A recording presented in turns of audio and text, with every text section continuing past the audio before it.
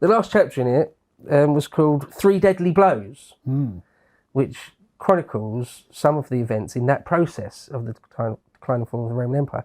And when I was reading it, I'll quote from it a little bit today. When I was reading it, it reminded me, well, he's just, A.J. Church there, is simply paraphrasing Gibbon, Edward Gibbon. I imagine a lot of people are. Yeah. So there's some sort of seminal texts. If you ever read almost anything or see a YouTube video or anything really about the 12 Caesars, whoever's telling that story is just relating Suetonius and or Tacitus. That's all, pretty much all they're doing. Now, when it comes to the decline and fall of the Roman Empire, most people are paraphrasing Edward Gibbon, an Englishman who was writing in the 18th century. And I'm familiar with Gibbon. And Gibbon's history of the decline and fall of the Roman Empire is really, really long. Yeah. It's fantastically long. I've never read it because it's just too big. The audiobook will be tens of hours long, the unabridged version. The unabridged version will take up this much on your shelf. Yeah. Maybe not quite that much, but anyway. I've got more than one copy for some reason, somehow accumulated over the years, more than one copy of Gibbon. And I reread some of the bits, so I'm going to also quote from Gibbon a bit here. And so, yeah, whip through some of the sort of main events. So what sort of year are we starting? About 350? Okay, so, no, like the 370s. Right. But I will go back and explain a little bit of detail before that even. So, not the emperor, not Honorius, who was defeated by Alaric, but before that, about 35 years before that, the Eastern Roman Empire lost a massive battle, the Battle of Adrianople, which is a city. In fact, Gibbon calls it Hadrianople.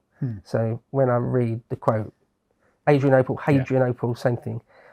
Modern day, it's Ederne, or Ederne. As I remember, this was a massive crushing defeat to the Goths. No, to the Romans. No, the Romans were defeated by the Goths. Yes, right. The defeat was to them. Right, I see. Yeah, that's right. They were the ones inflicting it. Yeah. Sorry, yeah. But yeah, this was a seismic battle. Like, it was massive.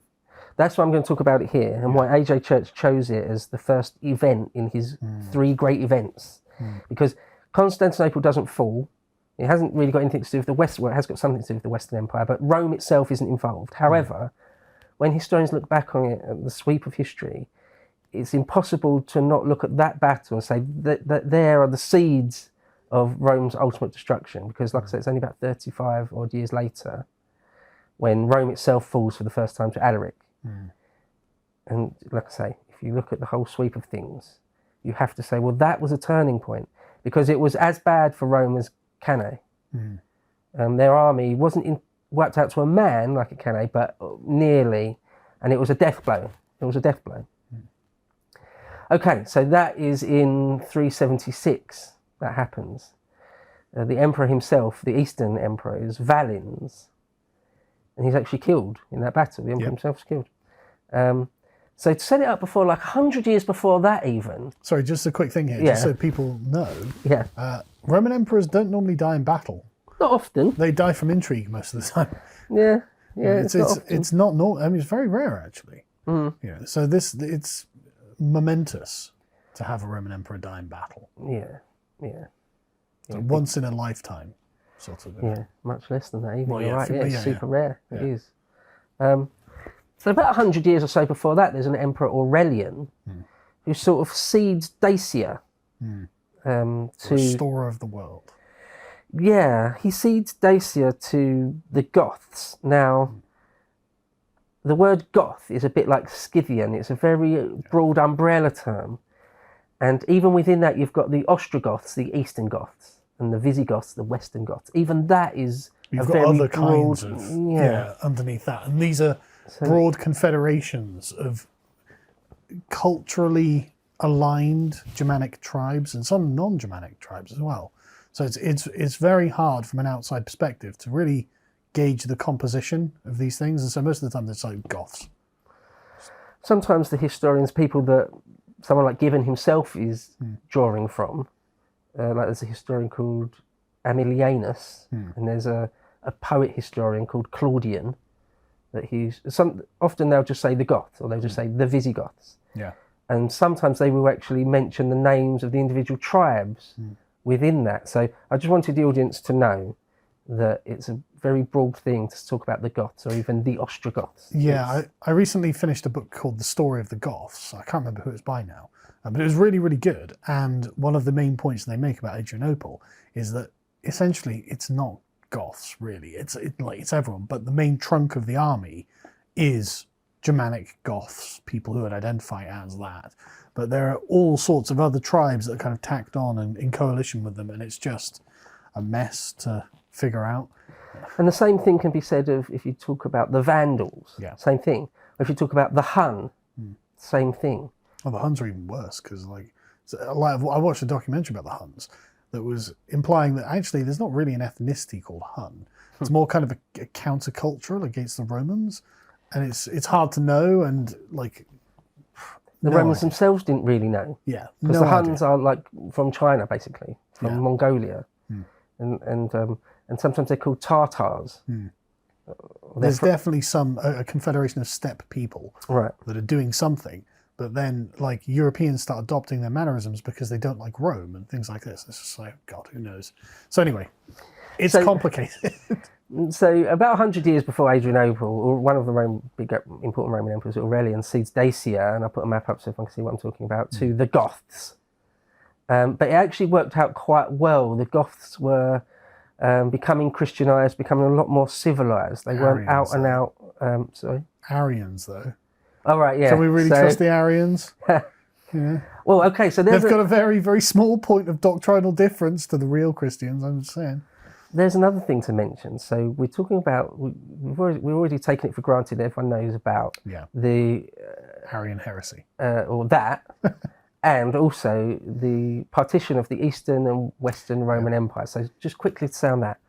The Roman Empire grew so huge that it sort of had to be split up in the age of Diocletian, who comes just before Constantine the Great, in the early 300s. He decides to split the Roman Empire into four, the Tetrarchy, with two Augusti, who were sort of the senior emperors, and below them two Caesars. So four sovereigns really control it. Constantine did away with all that and put it all back under himself. Now, in the decades after that, it sort of broke up and reunited many times in that period. The idea that there's sometimes a united and sometimes a partitioned Roman Empire all throughout the 4th century, it's on and off. Okay, so what seems to have happened is that some Hunnic people were invading from the east, whether they're from Tartary, or they're from the Mongolian steppe, or they're from China, or somewhere in Central Asia. Even the Romans didn't seem to know exactly. Well, I was going to say, just to be clear, the maps that the Romans would have been using wouldn't have had anything definite in this region of the world. Well, they wouldn't have been very well explored. They wouldn't have been very well known. But essentially, here be monsters, and they would have turned up with a very rough-looking steppe nomad face. But God, the monsters have arrived. Because, again, just something we mentioned before, but just every couple of hundred years throughout history, something awful comes off of the eastern steppes to Europe. It's just awful, and it does terrible damage, and then eventually it's either repelled or it settles. And it's just, this happens for literally 2,000 years until the age of gunpowder, thank God. I've got a great quote later that describes, before people were PC, describing the sort of Asiatic features. Yeah, they're not complimentary. And it's quite funny actually. Yeah. But so some Hunnic peoples were pushing some Goths into the Eastern Roman Empire. This is where the narrative that immigration destroyed the Roman Empire, refugees destroyed the Roman Empire comes from. And there's something to it. And it seems, so the Roman Empire at that point had been divided between two brothers. There was an emperor, Jovian, who died without leaving an heir, and it goes to these two brothers. And the elder brother was a military man who took over as a military emperor, Valentinian. Valentinian the First. Now, there's multiple Valentinians in this and multiple Theodosiuses in this. So I'll try and help keep track of them for you. They're very cinematic names, though, aren't they? Yeah. So Valentinian the First was he took the Western Roman Empire and gave the East to his brother Valens, the Valens that dies in this battle. Yeah. So Valentinian I seems to have been a real tyrant. Like he's sentenced people to death all the time for almost nothing, sort of a person. Apparently he'd constantly be saying things like, "Oh, burn him alive then. I'll chop his head off then." Right, yeah. It wasn't that bad. Yeah. Yeah, but yeah. Whereas Valens he wasn't quite as bad as that. He was nearly as bad as that, but not quite as bad. He was a bit more, he's described more as sort of a scaredy cat type person. Right. Like he's always just scared of what's going to happen next, rather than just issuing deaths and not worrying about blood feud or anything. Valens isn't like that. So these brothers are really quite different people. Anyway, towards the end, when the battle starts, Valentinian, the older brother in the West, has actually died, and his son Gratian, who's not very old, so Valens' nephew is emperor in the West, and he'll come up tangentially. A.J. Church wrote, in 375, they, the Eastern Romans, were disturbed by reports of an invading host which was advancing from the north and east. These reports pictured the newcomers as hideous in appearance and cruelly savage in character. We are now used to the Tartar countenance, but to the Europe in the 4th century, the broad, almost beardless face, flat nose, eyes wide, set wide apart, the squat figure were as frightful as they were strange. As for the savagery of the Huns, for so the newcomers were called, rumours were scarcely exaggerated. So it does say, so even the Goths were petrified of the Huns. Yeah. And they seem to have come in sort of countless numbers. Yeah. I'm going to talk about Attila the Hun later, and yeah, just all the accounts are like there's endless numbers of them. Yeah. We can't even begin to count them. There's that many. I mean, and this